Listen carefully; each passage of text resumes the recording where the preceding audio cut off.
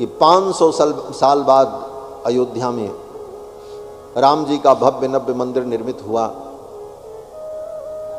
इसके पहले महाराज विक्रमादित्य ने राम जन्मभूमि पर मंदिर बनाया था। और कथा है कि उस समय अयोध्या एक जंगल के रूप में थी, वहां कोई नगर वगर नहीं था। कुछ महात्मा लोग यत्र तत्र भजन करते थे, कुटी बना करके। सरयू नदी प्रवाहित होती थी और यत्र तत्र महात्माओं की कुटिया थी। उस समय उज्जैन के राजा महाराज विक्रमादित्य घूमते हुए वहां आए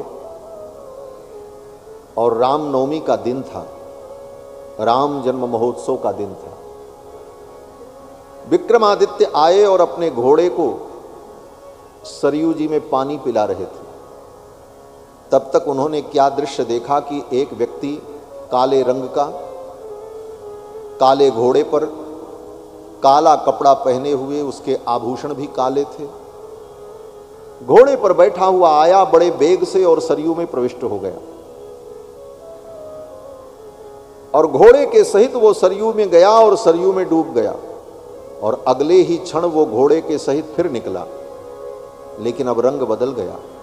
जो काला था वो परम सुंदर हो गया, उसके कपड़े भी सुंदर पीतांबर चमकीले हो गए, घोड़ा भी धवल वर्ण हो गया और शरीर पर दिव्य आभूषण, और वो घोड़े पर बैठ करके सरयू जी से निकलने लगा।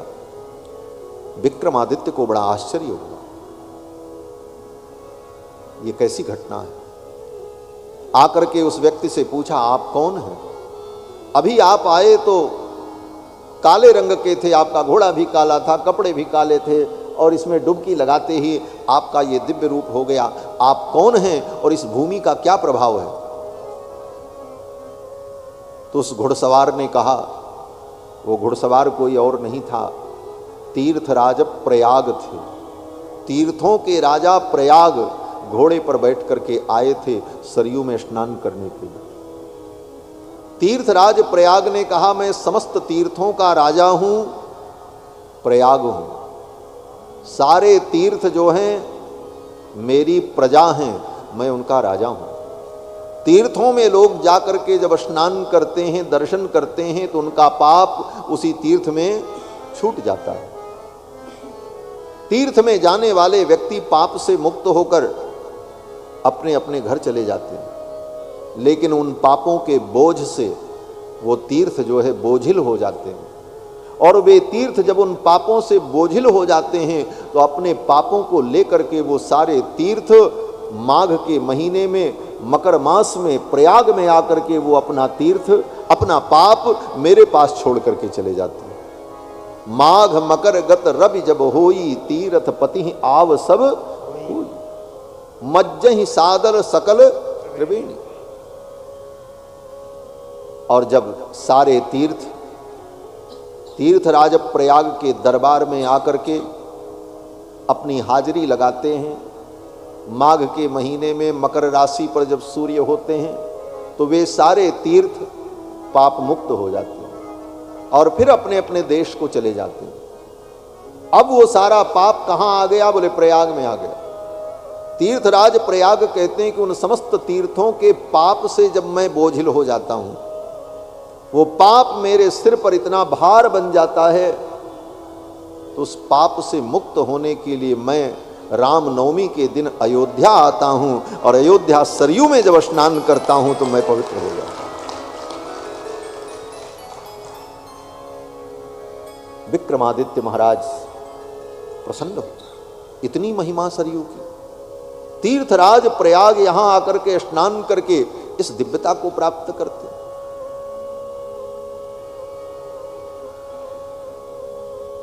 सरयू में रामनवमी के दिन, जिस दिन राम जी का जन्म होता है, उस दिन जो व्यक्ति सरयू में स्नान करे उसे ब्रह्मांड के 68 करोड़ तीर्थों में स्नान करने का फल एक ही दिन प्राप्त हो जाता है। क्यों? बोले जिस दिन राम जी का जन्म होता है, जन्म महोत्सव होता है, उस दिन ब्रह्मांड के 68 करोड़ तीर्थ अयोध्या में आकर के सरयू में विराजमान हो जाते हैं महाराज। यही दिन राम जन्म श्रुति गावई, यही दिन राम जन्म श्रुति गावई, तीरथ सकल कहाँ चली आवई, तीरथ सकल कहाँ चली आवई, तीरथ सकल कहाँ चली आवई। जिस दिन राम जी का जन्म होता है उस दिन सारे तीर्थ अयोध्या में आ जाते हैं। तो सरयू जी महाराज, सरयू की इस महिमा को देखकर विक्रमादित्य बड़े प्रसन्न हुए और विक्रमादित्य ने तीर्थराज प्रयाग से कहा, ये अयोध्यापुरी है और ये सरयू हैं। बोले हाँ। बोले तो इस तीर्थ में बहुत सारे पवित्र स्थल होंगे।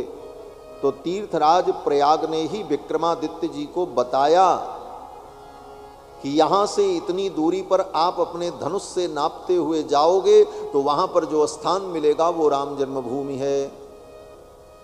विक्रमादित्य ने कहा, कैसे तय होगा कि ये राम जन्मभूमि है? तीर्थराज प्रयाग ने कहा, एक गाय को साथ में लेकर के जाना। जिस स्थान पर जाकर के गाय खड़ी हो जाए और उसके चारों स्तन से दुग्ध निर्झरित होने लग जाए, वही राम जी की जन्मभूमि है, ये मान लेना और वही मंदिर का निर्माण करना। विक्रमादित्य ने वहीं पर राम मंदिर का निर्माण किया। और बाकी अयोध्या के जितने तीर्थ हैं, हनुमान जी का स्थान, सुग्रीव जी का स्थान, जामवंत जी का स्थान, उन सारे स्थानों को, उन तीर्थों को विक्रमादित्य ने प्रकट किया और अयोध्या बसाई। आज जो अयोध्या है वो विक्रमादित्य के समय की बसाई हुई अयोध्या है। एक बार विक्रमादित्य ने उस अयोध्या को सजाया और संवारा, उसके बाद 2000 वर्षों तक किसी ने अयोध्या की ओर ध्यान नहीं दिया। दोबारा अगर किसी ने ध्यान दिया तो मुझे लगता है कि वही विक्रमादित्य महाराज योगी आदित्यनाथ के रूप में प्रकट हुए, जिन्होंने पूरी अयोध्या को सजा करके सुंदर बना दिया है। आज अयोध्या में आप जाकर के देखो, आज जो अयोध्या सजी है, एक एक कुंड, एक एक तीर्थ, एक एक स्थल चमक रहे। और महीने में एक बार माननीय योगी आदित्यनाथ जी की अयोध्या यात्रा होती ही होती है। अयोध्या के निरीक्षण के लिए महीने में एक बार किसी न किसी प्रकार से उनका आना अयोध्या में होता ही होता। आज तक के स्वतंत्र भारत के इतिहास में कोई मुख्यमंत्री इतनी बार अयोध्या नहीं आया होगा जितनी बार योगी आदित्यनाथ जी। तो मुझे तो यही लगता है कि विक्रमादित्य ही योगी आदित्यनाथ के रूप में पैदा होकर पुनः अयोध्या को सजाने और संवारने के लिए आए। बंधुओं, अयोध्या अद्भुत भूमि है, साक्षात ब्रह्म का रूप है। अयोध्या च पर ब्रह्म सरयू सगुण पुमान तन निवासी जगन्नाथ सत्यम सत्यम बदामी। और उस अयोध्या में पुण्य सलिला सरयू जी, सरयू का जल अत्यंत निर्मल।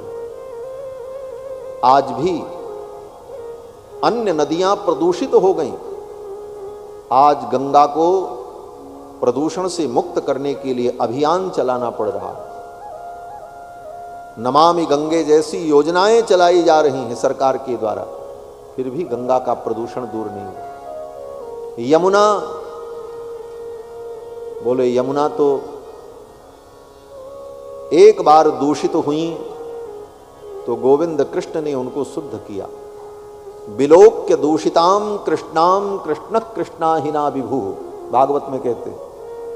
क्यों दूषित हुई? बोले वहां पर एक कालीय नाग आ गया, काले रंग का विशाल नाग, कालीय नाग।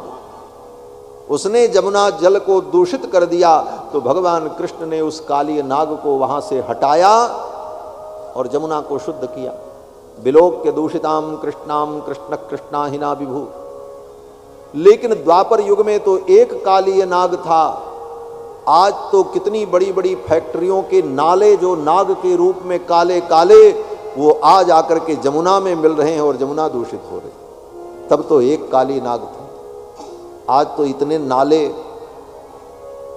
बड़े बड़े फैक्ट्रियों का कचरा दिल्ली से लेकर कानपुर तक, दिल्ली से लेकर मथुरा तक जो यमुना में पड़ता है, उस कारण जमुना दूषित। आज मथुरा में चले जाओ, वर्षा ऋतु को छोड़कर सामान्य समय में जमुना के जल में आचमन करने की भी हिम्मत नहीं होती।